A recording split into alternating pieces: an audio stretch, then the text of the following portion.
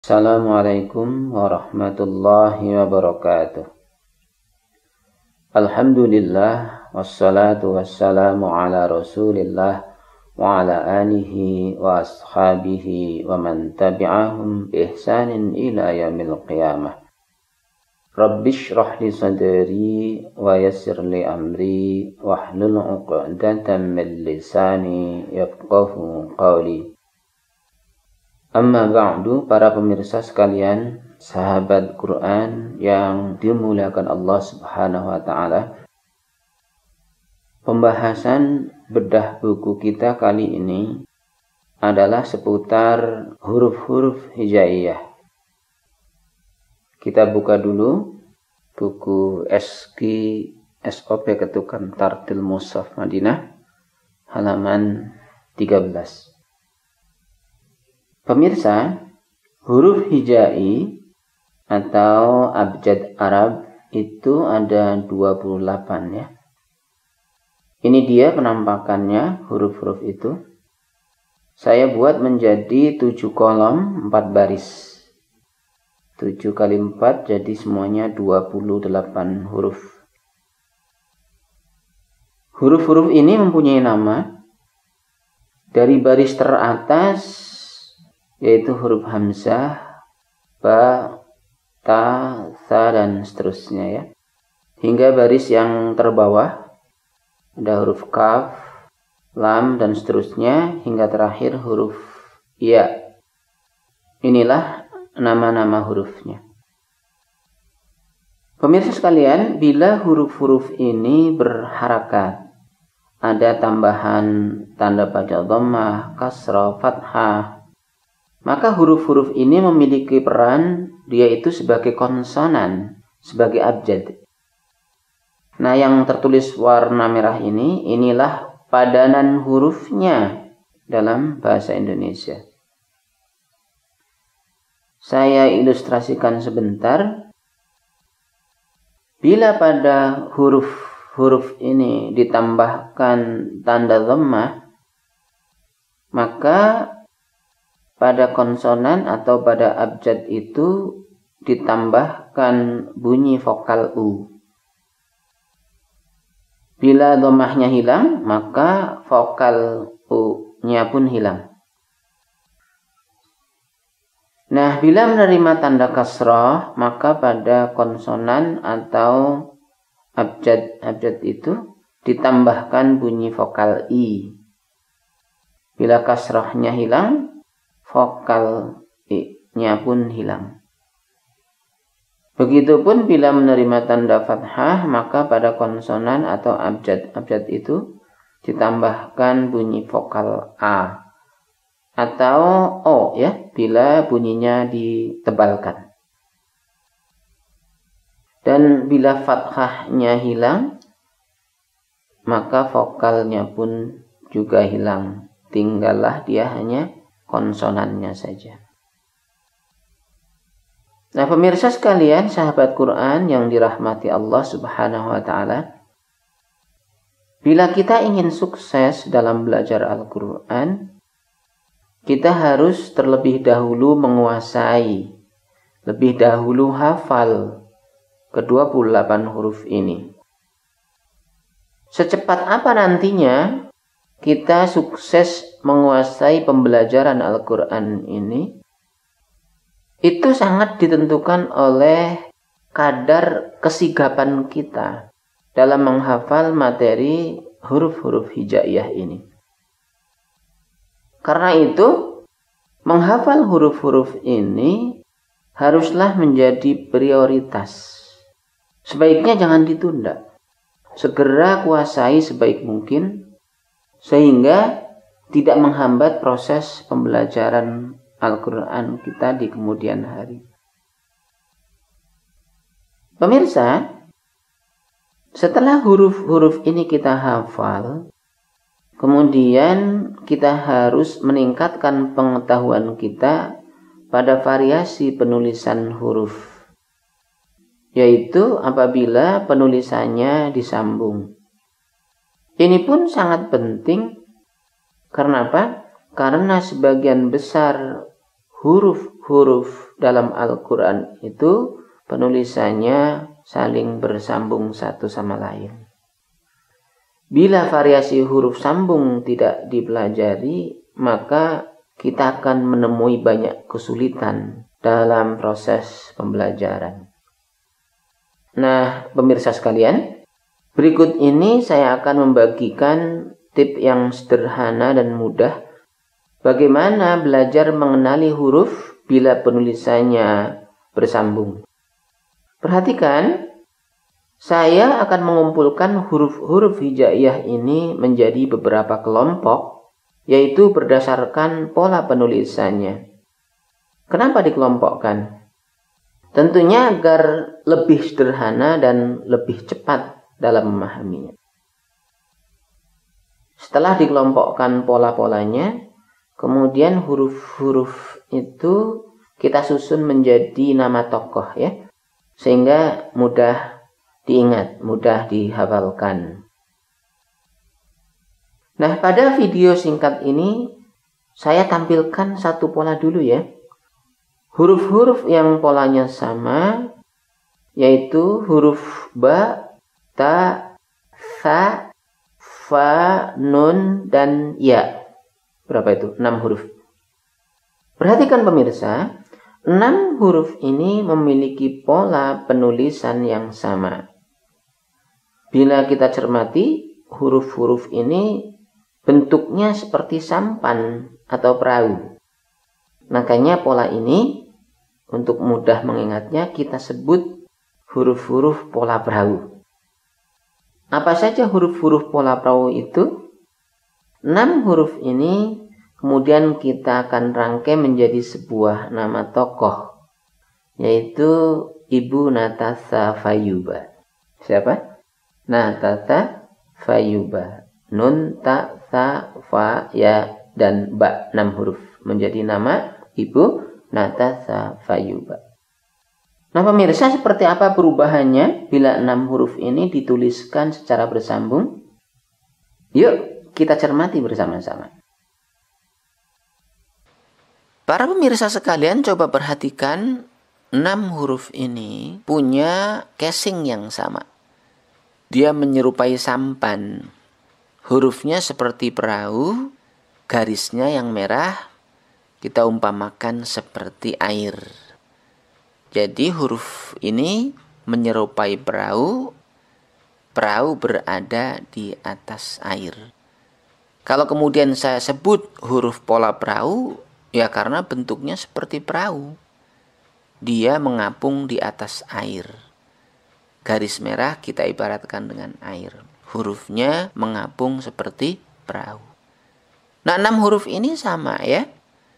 Perbedaan yang terlihat adalah pada huruf nun dan fa. Kalau nun lebarnya berkurang ya, separuh huruf yang lain. Dari sisi lebarnya dia lebih sempit badannya. Buntek. Orang Jawa bilang buntek ya. Nah, adapun fa dia tambah kepala bulatan. Itu fa. Tapi casingnya sama, bentuk dasarnya sama. Nah, itu dia huruf-huruf perahu, nun, ta, sa, fa, ya, dan ba. Polanya sama seperti perahu, ditulis di atas garis. Perahu mengapung di atas air. Nah, ini modal dasar yang harus Anda ingat.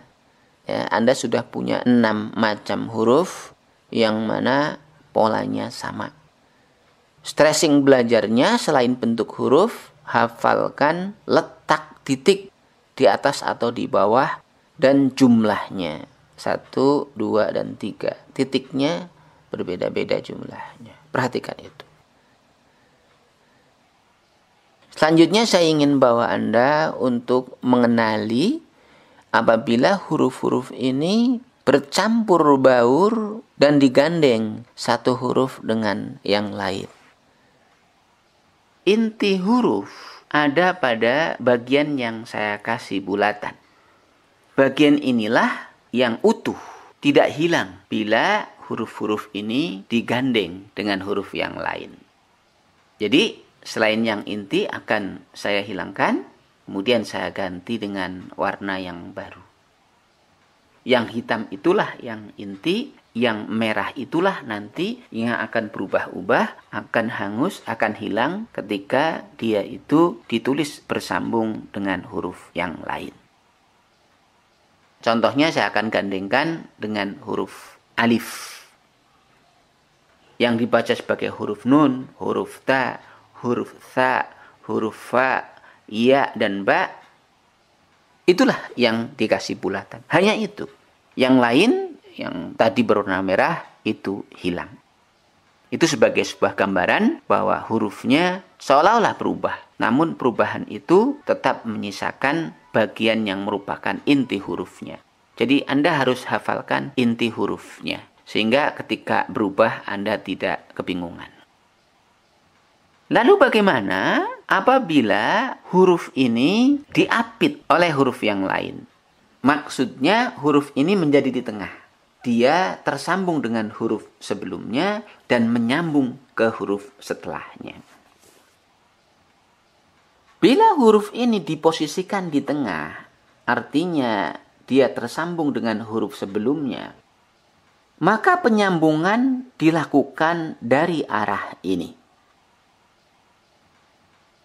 Perhatikan perubahannya apabila dia tersambung dengan huruf sebelumnya. Bentuknya menjadi seperti itu. Ini posisi huruf bila diapit oleh dua huruf yang masing-masing bersambungan. Perhatikan, ini sebelum tersambung, ini sesudah tersambung. Nah pemirsa, Anda perhatikan bahwa huruf ini ketika ditulis di posisi tengah, bentuknya sebetulnya sama. Yang berbeda nanti di huruf fa, dia ada tambahan kepala di atasnya. Tapi kalau sebelum ditambahkan kepala, bentuknya sama. Yang membedakan antara huruf-huruf ini hanyalah titik. Jadi betul-betul Anda harus mencermati titiknya. Berapa jumlah titiknya? Dan di mana letaknya, di atas atau di bawah. Sehingga nanti Anda tidak menemui kesalahan ketika membacakannya. Nah inilah ya posisinya ya, masing-masing huruf diposisikan saling bergandeng. Sehingga diketahui posisi huruf di tengah. Perhatikan, bentuknya sama, yang berbeda hanya jumlah titik dan letaknya. Nah para pemirsa sekalian, bagaimana ketika huruf itu ada di posisi terakhir?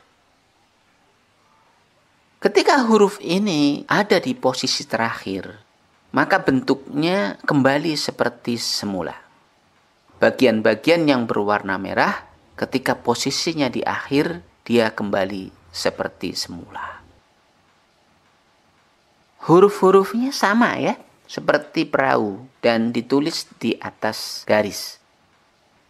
Yang berbeda, kita bisa lihat di sini terjadi pada huruf nun dan ya. Di mana huruf nun dan ya ketika posisinya ada di akhir, dia turun garis.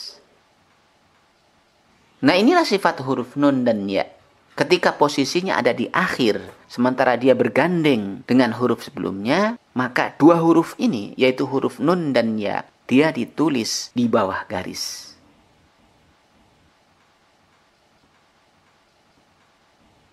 Nah, para pemirsa sekalian, itu tadi penjelasan tentang teknik penulisan huruf-huruf perahu. Di sini akan saya ringkaskan supaya mendapatkan penjelasan yang lebih komprehensif. Bahwa huruf-huruf perahu ini terdiri dari 6 huruf, yaitu huruf nun, kemudian huruf ta, kemudian huruf tha, kemudian huruf fa, huruf ya, dan huruf ba.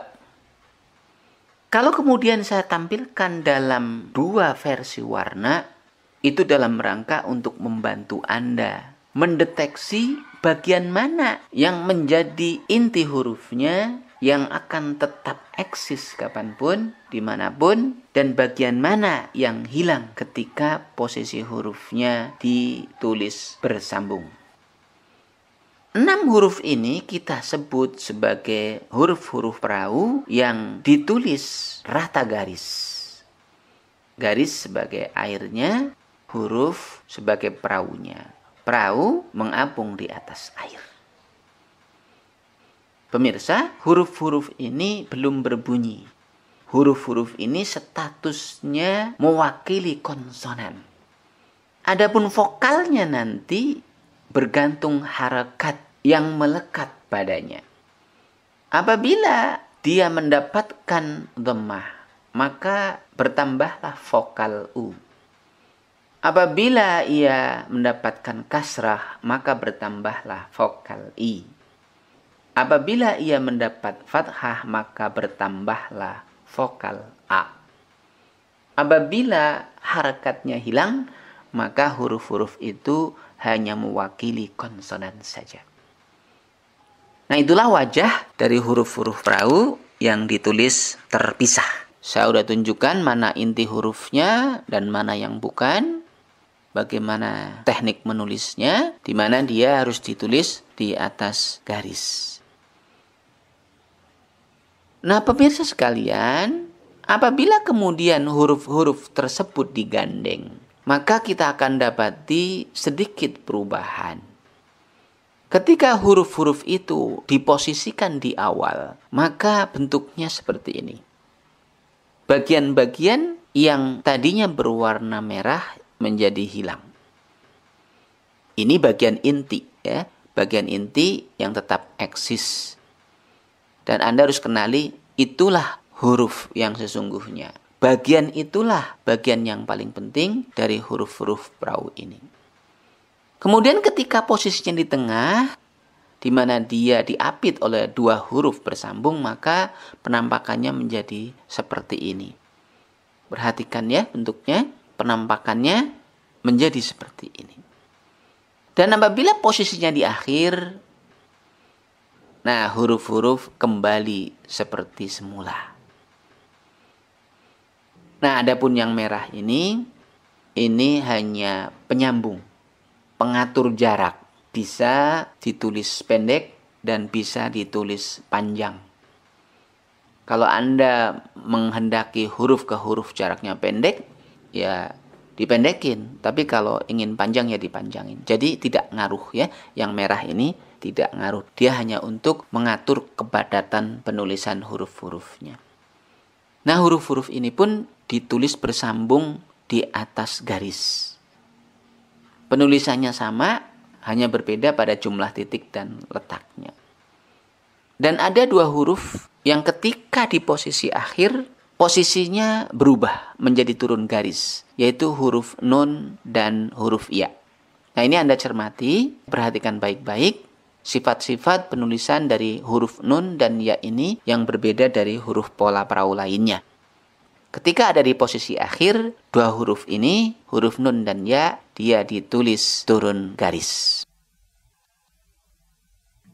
Nah, demikian tadi para pemirsa sekalian, pemaparan tentang kelompok huruf yang pertama ya. Yang polanya menyerupai sampan atau perahu. Semoga bermanfaat buat kita semua. Insyaallah, untuk pola-pola yang lainnya, saya akan sampaikan pada video tersendiri. Maksudnya supaya durasi videonya tidak terlalu panjang. Karena itu, para pemirsa sekalian, pantengin terus channel ini ya. Jangan sampai meleng, jangan sampai ketinggalan materinya. Dapatkan notifikasi setiap terbit video yang baru. Dengan cara apa? Yaitu dengan cara tekan tombol subscribe. Cukup sekali saja. Sehingga Anda tidak akan ketinggalan materi kajian-kajian selanjutnya. Nah, sebelum kita tutup, tak lupa saya doakan Anda semua. Semoga Allah Subhanahu wa Ta'ala istiqomahkan kita menapaki proses pembelajaran ini. Dan semoga melalui kajian Tartil Quran ini, kualitas bacaan kita kian hari kian menjadi semakin baik. Amin, amin, ya rabbal alamin. Terima kasih para pemirsa. atas kebersamaan dan perhatian Anda semua. Sampai ketemu lagi di kesempatan penayangan video tutorial berikutnya. Assalamualaikum warahmatullahi wabarakatuh.